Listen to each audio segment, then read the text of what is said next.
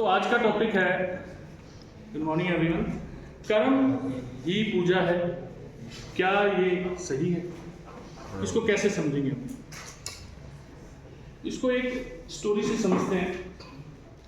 अब इंद्रदेव श्री कृष्ण जी से सवाल पूछते हैं कि है कृष्ण जी, मैं आपकी पूजा कर रहा हूं इतनी देर से, आप मुझे क्यों नहीं दर्शन दे रहे हैं, क्यों नहीं मुझे उसका फल दे रहे, फल प्राप्ति क्यों नहीं हो रही? तो कृष्ण जी जवाब देते हैं, क्या फूल चढ़ाना, फूल अर्पित करना, मंदिर में जाके यज्ञ कराना, क्या दिखावा करना मंदिर में जाके कि मैं आपको जल अर्पित कर रहा हूं, आपको माला चढ़ा रहा हूं, क्या यही पूजा है? तो कृष्ण जी कहते हैं, है पार्थ, कर्म ही पूजा है,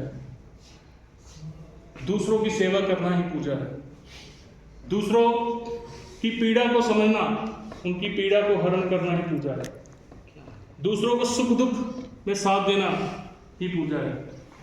फिर एक डाउट मन में उठता है कि यार इसका मतलब मुझे मंदिर नहीं जाना चाहिए, मुझे गुरुद्वारे नहीं जाना चाहिए, मुझे मस्जिद नहीं जाना चाहिए, क्या मुझे नामदान नहीं करना चाहिए? नहीं, ऐसा नहीं है। अगर आप सिर्फ कर्म करते रहेंगे, अच्छे कर्म, तो आपको स्वर्ग की प्राप्ति होगी।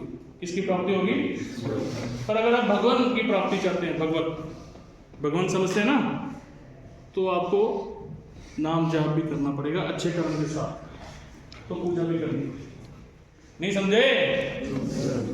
कहने का भाव क्या है? पूजा भी करो, मन में श्रद्धा भी रखो, नाम जाप करो, जिसको भी मानते हो, वाहेगुरु कहते हो तो वाहेगुरु वाहेगुरु वाहेगुरु, नाम जाप करो, वाणी पढ़ो। अगर आप कृष्ण जी को मानते हो तो गीता पढ़ो, अगर आप क्रिश्चियन है तो बाइबल पढ़ो।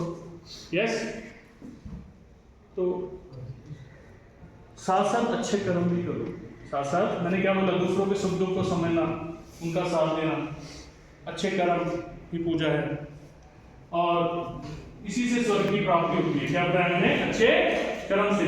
परोपकार का दूसरा नाम पूजा है, ठीक है, और अच्छे कर्म में ही पूजा है, जो मैंने बात करी आपसे। पर दोनों को बैलेंस बना के चलना है। ये नहीं कि वहां किसी का कत्ल करके आगे और इधर मंदिर जा रहे हैं, नहीं समझ रहे हो? किसी को दुख दे रहे हैं, मन को दुखी कर रहे हैं किसी के, और उधर से फूल अर्पित कर रहे हैं भगवान को, तो वो पूजा नहीं। समझ रहे हैं बात को? कुछ होते नहीं मंदिर जाते, ठीक है, तो उनको क्या होगा? स्वर्ग की प्राप्ति होगी। किसकी प्राप्ति होगी? तो दोनों काम करेंगे, उसको भगवान की प्राप्ति होगी। समझ रहे बात को?